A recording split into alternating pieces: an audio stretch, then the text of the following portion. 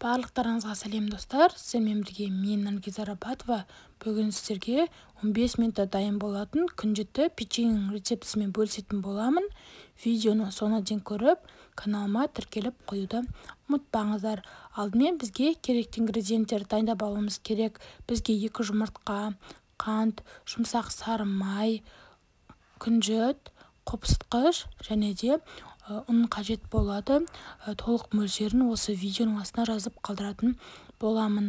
Алдымен біз табамызды қызып тұрған табамызға күнжетімізді салып, кемінде 5 минут қызартып алуымыз керек. Осылай қызарғаннан кейін барып, біз бөлек табаға алып, суытып аламыз.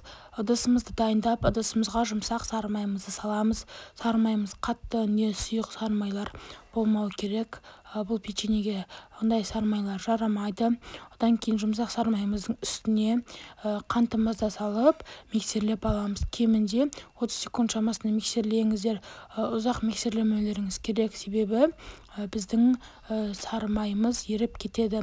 Осылай миксерлеп алғаннан кейін біз силиконды лопатамен толық жинап аламыз да үстіне жұмыртқамызды саламыз. Жұмыртқамыз міндетті түрде бөлме температурасында тұрған жұмыртқа болуы керек. Тағы да бір рет жақсылап біркелкі массаға шейін миксерлеп аламыз. Одан кейін біз ұнымыз бен қопсытқышымызды дайындаймыз.